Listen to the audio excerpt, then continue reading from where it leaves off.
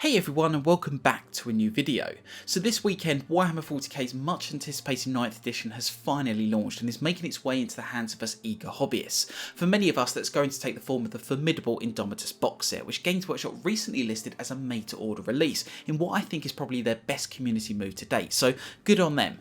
But while we're unpacking our various rulebooks, box sets and accessories, I wanted to look a little further ahead and specifically into the world of Age of Sigmar, because what led me and a few others to speculate on 9th edition coming out this year was that there's recently been a pattern of 3-year gaps between editions, and that's also a pattern we're seeing for Age of Sigmar. Well, as much of a pattern as you can get with 2 editions. The main point is that just as Age of Sigmar's 2nd edition followed a year after the release of 40k's 8th edition, I suspect Age of Sigmar's 3rd edition will likely follow on from 9th in 2021, 3 years after Soul Wars was released. And in this video I want to talk about some of the things we might see both in the lead up to it and from it once it's released. So with that, let's get stuck in. So with every new edition, whether it's 40k or Age of Sigmar, we always get a new box set, and just the Indomitus box has brought a new wave of Primaris Space Marines to the universe. I expect few of us will be surprised to see a new Stormcast chamber appearing either.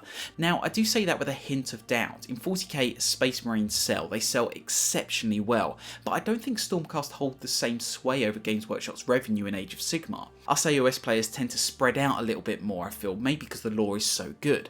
But saying that, Stormcast are certainly the poster faction of AOS, and I think Games Workshop will continue to play into that marketing for some time to come. Heck, they even made a joke about it during the reveal of the Sacrosanct Chamber, which makes a new one in 3rd edition all the more likely. But what might a new chamber look like? Well, it's a bit of a weird angle to take, but I would personally like to see more winged aerial units in the Stormcast range. 2nd edition brought a heightened sense of the arcane to Sigmar's warriors, but we're still somewhat lacking when it comes to warriors gliding through the heavens as opposed to just beaming down from them.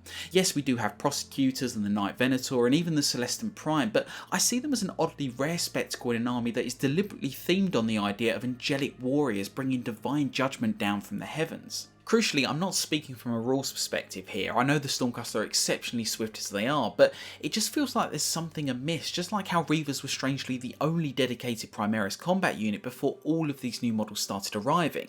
I guess we'll just have to wait and see. But as we know all too well, every box set has 2 halves, and this is where I think Indomitus might just be hinting at what we could see next year, that being a new army refresh at the launch of a new edition, and perhaps even a special edition box for the first few weeks. Now, new models in starter editions are nothing new. With the release of Soul Wars we got the new Nighthorn in addition to the Sacrosanct, and the release of 40k's Dark Imperium saw a new wave of Death Guard too. However, there's 2 ways that I think Games Workshop might approach a new 3rd edition box set.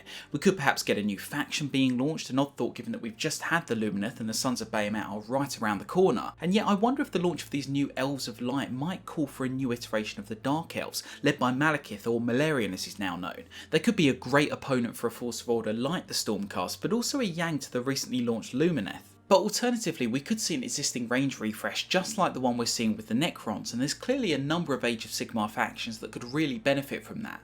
But the one that really excites me in that respect are the Uruk War Clans. It's not just that they're rather light on unit options compared to some armies, but also because some of their battle line units, specifically the Ardboys, could do with a bit of freshening up, just like how Chaos Warriors were for the Slaves to Darkness range. Both of these could be addressed in a new box set, and it would be awesome to see the Orcs put front and centre of a new release. After all, Orc players certainly aren't getting much love in 40k right now.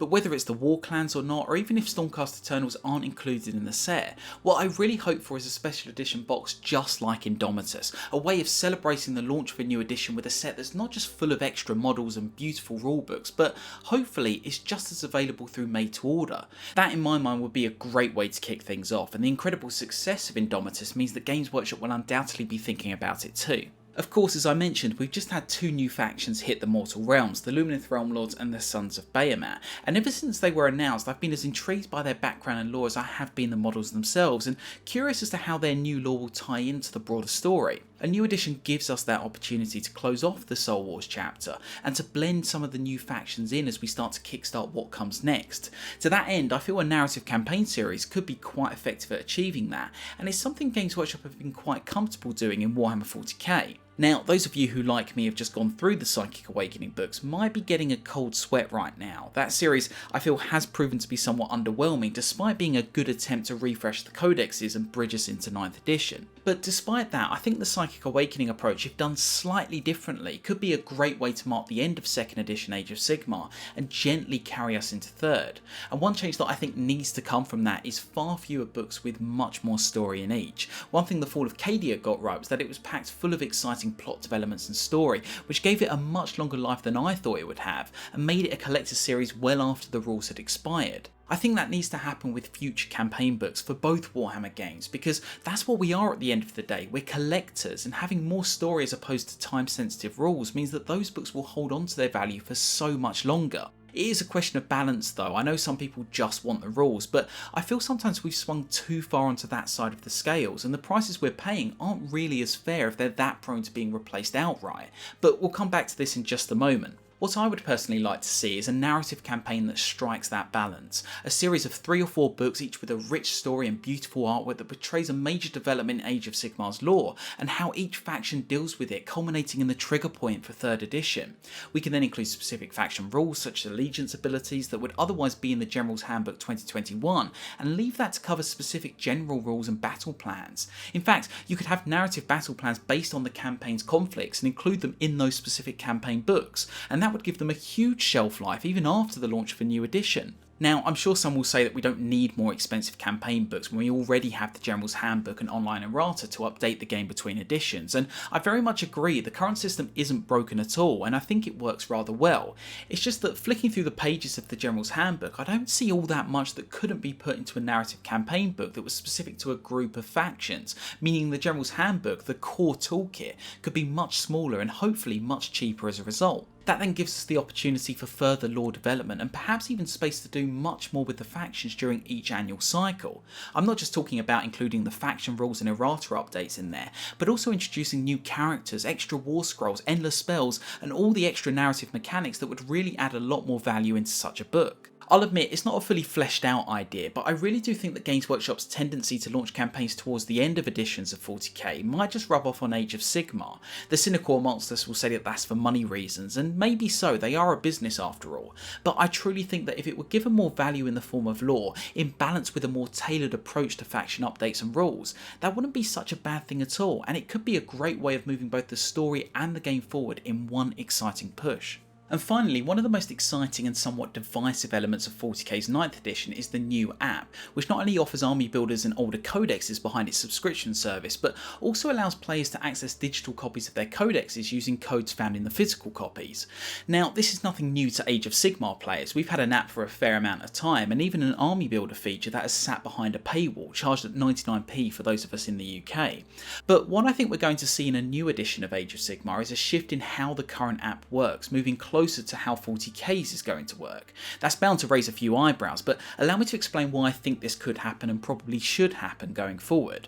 Firstly, it's clear that Games Workshop is still finding its feet when it comes to these apps. They're quite a big development for Games Workshop, and they clearly struggled with some recent updates, particularly getting the new 2020 points onto the Age of Sigmar app, and I expect this is because the same team is busily working on the 40k app. If that is the case, then just by virtue of sharing the same team, I expect the designs will slowly harmonise to make it easier for the developers to maintain and improve both together, rather than having two wildly diverging systems that take longer and longer to fix. But also, I think the 40k app has a clear advantage over the Age of Sigmar one, and it's clear from some of the reviews that players see it too. It's the need to re-buy battle tomes for the app, even if you've already bought them physically. That is almost certainly going to change with 3rd edition, because it makes literally no sense to keep charging for digital battle tomes in one game, but allow for hybrid codexes in another. And from Games Workshop's view, having those features raises the value of the app. You no longer need to drag your battle tomes with you while still using the app, and the war scrolls can be more neatly tied into your battle tomes. More importantly, if they take the same steps as they are with 40k, then all battle tomes for the current edition will be unlocked behind the subscription, allowing all war scrolls to do the same. Of course, all of this means that the subscription will likely increase, and again, I completely understand the frustrations there, but it is also a far more valuable app with these changes, and I think raising the price in that sense is justified.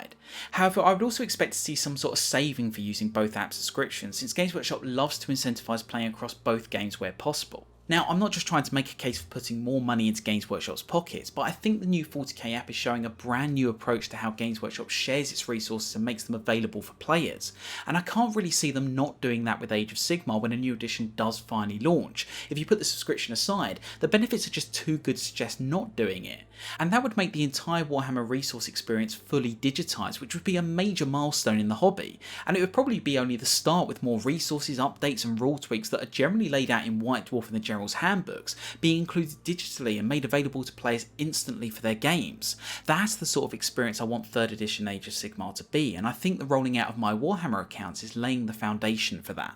So that's just a few of my suggestions on what could come about with a new edition of Age of Sigmar. Again, they're just my personal thoughts, I haven't got any insider info, but it's almost certain that 3rd edition will be on the horizon sometime in 2021, so we won't have too long to find out.